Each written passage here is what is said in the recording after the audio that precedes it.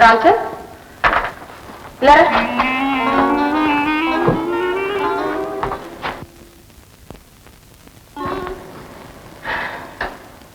ప్రసాదం తీసుకో.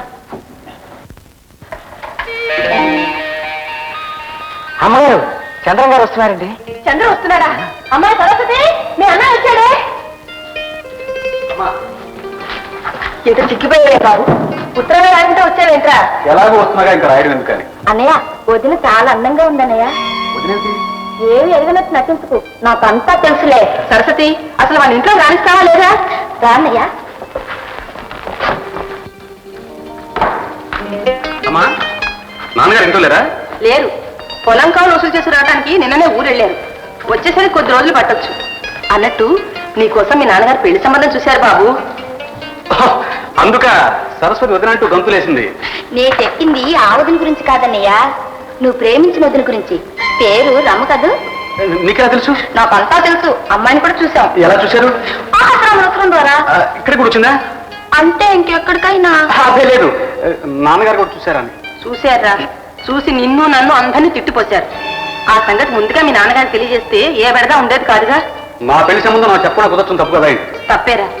మీ నాన్నగారి పట్టుదల సంగతి నీకు తెలియంది కాదు. అనవసరంగా పట్టింపులకు పోకు. చూడు బాబు, విరిగిపోవటం కంటే వంగటం మంచిది. ఆలోచించు. తర్వాత తీరిగా ఆలోచిస్తాడు. పాపం ఎప్పుడు భోంచేశాడో ఏమిటో. ముందు వడ్డించమ్మా. అయ్యో నామతి మండ, ఆ సంగతి మర్చిపోయి చూసావా? బాబు తొందరగా ఎలా భోజనం పెడతాను. రామయ్య.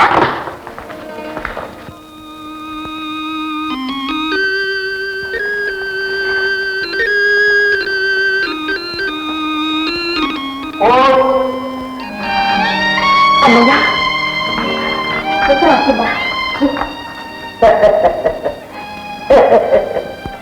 రోజు పోస్ట్ ఆఫీస్ పరిగెడుతున్నాను.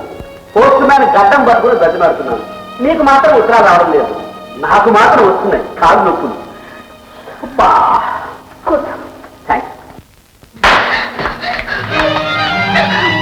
ఎప్పుడు వాటితో తిరగవు కదా.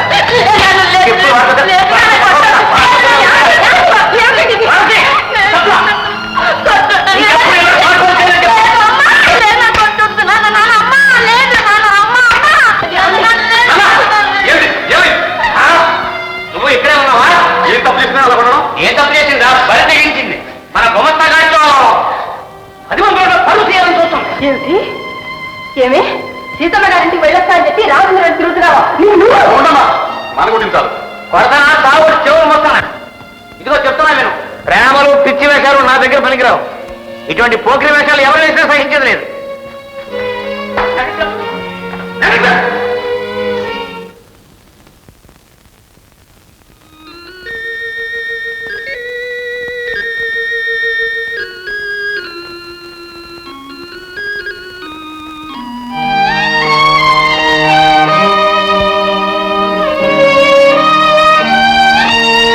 మీ దగ్గర నుండి ఉత్తరం రానందున కలిగిన బెంగ కంటే తల్లిని కాబోతున్ననే భయం నన్ను కృంగదీస్తుంది.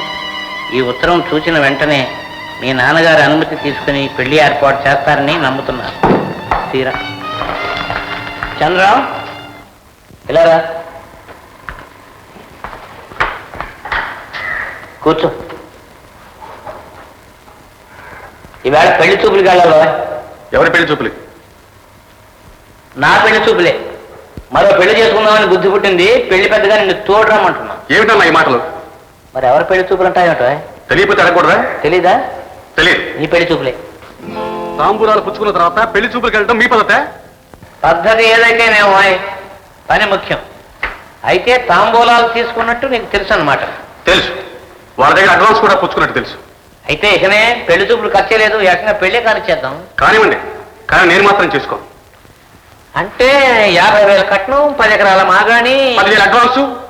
ఇదిగో నాన్న, వాళ్ళ దగ్గర డబ్బు ఎక్కువగా ఉంటే దేశంలో చాలా మంది బెచ్చగాళ్ళు ఉన్నారు. వాళ్ళందరికీ పంచి పెట్టము. అంతేగాని డబ్బుతో మనుషులు కొనాలకొద్దని చెప్పు. మరి నేను ఇచ్చిన మాట? నీకంటే ముందు నేను ఒకరికి ఇచ్చాను. మాట మనసు. నేను ఆమె తప్ప ఇంకెవరిని పెళ్లి చేసుకో. ఒకే మాట, ఒకే బాణం. నువ్వు అపర శ్రీరామచంద్రుడి. నువ్వు మాటిచ్చింది సీతామహాసాదితో కాదురా, నీ మనస్సుని వరలో వేసుకున్న ఒక కులగత్వం. నాన్న ఏమిటా కేకలు? నీ అన్న మాటలో తప్పే ఉంది. ఈ ఉత్తరం చూడు. ప్రేమ గేమ అంటూ 10 మందితో పైలా పచ్చిగా తిరిగి కడుపు చేసుకుని ఆ 10 మందిలో ఒక డబ్బున్న వాడిని చూసుకుని ఈ బిడ్డకు తండ్రివి నీవే నాథా నువ్వు పెళ్లి చేసుకుని తీర్చు నా సంగతి నీకే తెలుసు. నీకు తెలియదు నాన్న, రమ చాలా ఉత్తమరాలు. ఆమెకి ఈ పరిస్థితి కలిగిందంటే నా తొందరపాటు వలని. అందుకే ఆమె త్వరగా పెళ్లి చేసుకుని నలుగురిలో నవ్వులు పాలు కాకుండా చేయాలి.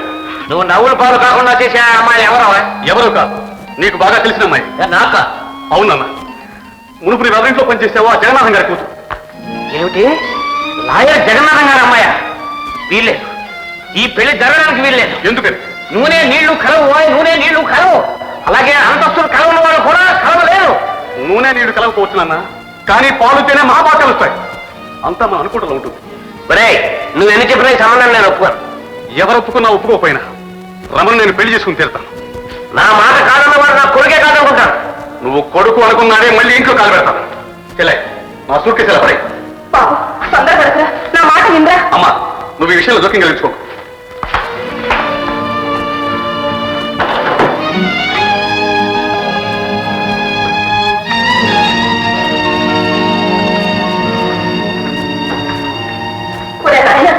ఆయన కోపం తగ్గాక నాకు ఒప్పిస్తానే, నా మాట విందా. లాభం లేదమ్మా, డబ్బుతో మనుషులు కట్టేవాళ్ళు మంచి చెడు గుర్తుందలేదు. నాకు డబ్బే పోదా, మాత్రం దమ్మకం. ఆయన మారకపోతే పోనీ, నువ్వైనా మనసు మార్చుకోవచ్చు కదా. అమ్మా, మన సరస్వతి రమణాటి స్థితిలో ఉంటే నువ్వు ఇలా మాట్లాడగలవా? ఆమె బ్రతుకు బజారు పాలై ఏ గంటలో దూడితే ఆ పాప ఎవరిదమ్మా? ముందుకు పోతే మొదలే, వెనకపోతే పులి అన్నట్టుగా పరిస్థితి. ఊరుకమ్మా, ఏనాటికైనా నాన్న మనసు మార్చుకోక తప్పదు. అందాక ఊరు మారు, ఆయన తెలుసు మారట నేను ఇంతవరకు చూడలేదు బాబు. అమ్మా, బాబు నువ్వెక్కడికి వెళ్ళకి ఇక్కడే ఉండు. మళ్ళీ వెళ్ళి ఒక్కసారి నాన్నగారు మాట్లాడేస్తాను. ఏమండి, వాడు వెళ్ళిపోతున్నాడండి. కొన్ని వాడికి నచ్చిన ఆ సంబంధం చేయకూడదండి. ఏమండి, మనకున్నది వాడొక్కడు, మనకున్న డబ్బు చాలదు. వాడికి అక్కర్లేని డబ్బు కోసం మనం ఎందుకండి తాపత్రయపడడం?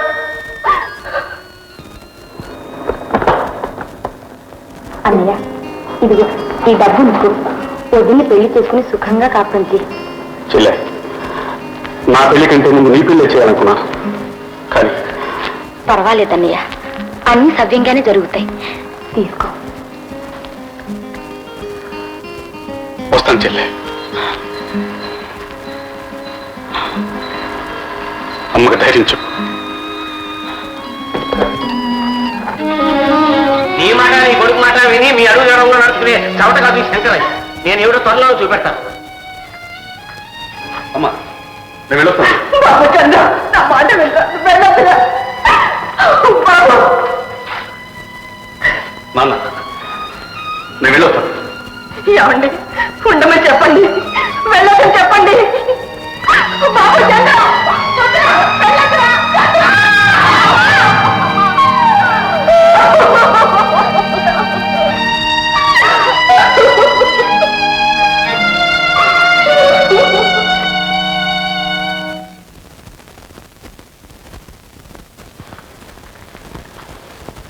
బాబాయ్ గారు, అబ్బాయి గారిని కోకలేసారా? మాట్లాడుకుంటూ వెళ్ళిపోతున్నారు.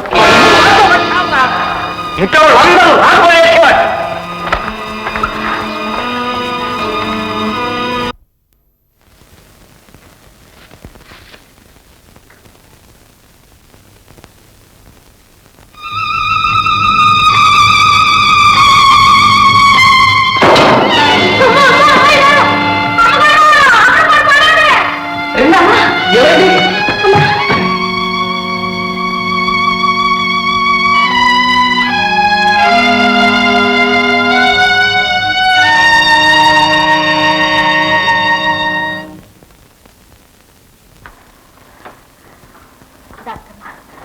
ఏమైందమ్మా?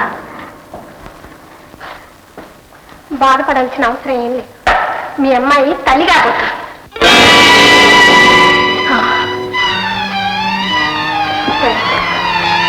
బాధపడాల్సిన అవసరం ఏం లేదు. అమ్మాయి తల్లి కాబోతుంది. అమ్మాయి తల్లి కాబోతుంది. అమ్మాయి తల్లి కాబోతుంది.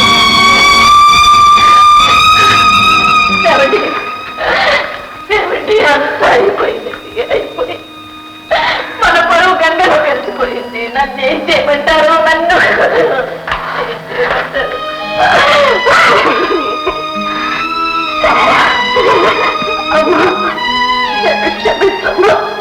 నన్ను క్షమించు.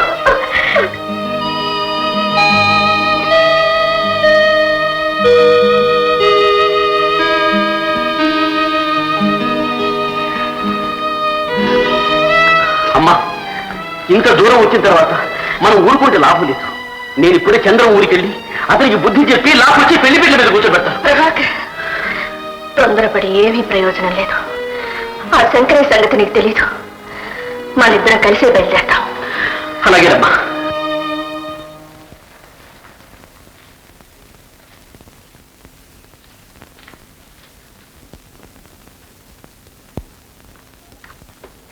శంకరయ్య గారు,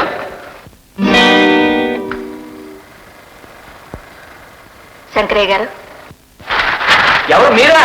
అమ్మగారు రండి రండి రండి రండి రండి రండి బాబు. పార్వతి, పార్వతి. ఎవరు చూడు. కూర్చోండి అమ్మగారు. అమ్మగారా, బాగున్నారా అమ్మా? రా బాబు, కూర్చో బాబు. కూర్చోనమ్మా. ఎవరు? ప్రభాకరం బాబా. పోల్చుకున్నారే? అదే బాబు, చిన్నప్పటి నుంచి ఒకటే నాకు ఎంతో ఇది కదా. చాలా థ్యాంక్స్ అండి. చంద్రం గారు బయటికి పోయాడు. తెలియదు అమ్మగారు. మీతో చెప్పకుండానే తల్లిదండ్రులకు తెలియకుండా ఈ రోజుల్లో యువతి యువకులు అనేక పనులు చేస్తున్నారు బాబు. మాకు తెలిసి వచ్చేసరికి మా చేతులు దాటిపోతున్నాయి, వాళ్ళ చేతులు కాలిపోతున్నాయి. శంకరయ్య గారు, చిన్నవాళ్ళు చేతులు కాల్చుకున్నారని చిన్న చూపు మాని మందు పూసే బాధ్యత పెద్దల మీద లేదంటారా? ముందు కనుకనే మందు పూయాలని ప్రయత్నించాను. నా మందు వాడు వండుకు పడలేదమ్మా. శంకరయ్య గారు, వయసు ఉడుగుతుంది, అనుభవం ఆలోచిస్తుంది. జీవితానుభవం లేని మా అమ్మాయి మీ అబ్బాయి తొందరపడ్డారు. మీరన్నట్టుగానే చేతులు కాల్చుకున్నారు. ఇప్పుడు మీరు వాళ్ళని దీవిస్తే వాళ్ళ జీవితాలు సుఖపడతాయి. ఏమోనమ్మా, మా వాడు ఎంత చెప్పినా నా అంతరాత్మ అంగీకరించలేదు. నెల తప్పిన పిల్లలు పెళ్లి చేసుకుని నలుగురు నవ్వులు పాలైతే వాడికంటే నేనే తల తీసేసుకున్నంత బాధపడతాను. మా అబ్బాయిని మర్చిపోండి. మేము మీరు చివరకు మా చెల్లాయి కూడా మీ వాడిని మర్చిపోగలం. కానీ ఆమె కడుపులో పెరుగుతున్న మీ మనవడు ఈ భూమి మీద బ్రతికినంత కాలం తన తండ్రిని మర్చిపోగలడంటారా? ఏమో, అదంతా నాకు తెలియదు. 50,000 కట్నం 10 ఎకరాల పొలం ఇస్తున్న సంబంధం చేజారిపోతుంది. అంతకంటే విలువగా నా మాట పోతుంది. ఆ విషయం నేనలా మర్చిపోగలను. శంకరయ్య గారు, మీరు కాదంటే అమ్మాయి బ్రతకదు. నా కూతురుతో పాటు మీ వంశాంకురం కూడా పోతుంది. వాళ్ళిద్దరు ప్రాణాలతో పాటు మా పొరుగు గంగ పాలవుతుంది. ఇవి చేతులు కావు, కాళ్ళు అనుకోండి. దాని బ్రతుకు నిలబెట్టండి. అమ్మగారు, శంకరయ్య గారు, నేను ఎప్పుడూ ఎవరిని ఏది అడగలేదు. మిమ్మల్ని ప్రాధేయపడి అడుగుతున్నాను. ఈ పెళ్లికి ఒప్పుకొని మా చెల్లిని ప్రాణం, మా పరువు కాపాడండి ప్లీజ్. ఏమండి, అబ్బాయి ఉద్దేశం కూడా ఇదే కనుక ఈ పెళ్లికి ఒప్పుకోండి. ఒప్పుకోండి అన్న. ఎంత కనిపిస్తే మాత్రం బంగారు బొమ్మలాంటి అలాంటి రోజున దొరుకుతుందా నాన్న?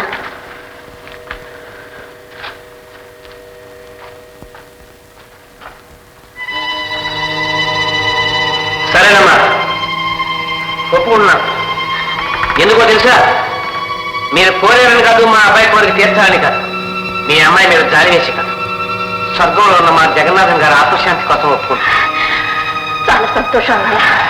మెనీ థ్యాంక్స్ మామయ్య. అయితే ఒక షరతు. ఈ పెళ్లి వెంకటేశ్వర సమక్షంలో తిరుపతిలో జరగాలి. మీ మా బంధువులకి ఎవరికీ కూడా తెలియకూడదు. తెలిస్తే ఈ పెళ్లికి ఆటంకం కలగొచ్చు. పెళ్లి కాబోయే మా సరస్వతి జీవితానికి హాని కూడా కలగొచ్చు. మీ ఇష్ట ప్రకారమే కానివ్వండి అన్నయ్య. భగవంతుడి సన్నిధిలో పెళ్లి జరగడం కంటే మాకు కావాల్సింది ఉంది. త్వరలో ముహూర్తం నిర్ణయించి మాకు తెలియజేస్తే అలాగే.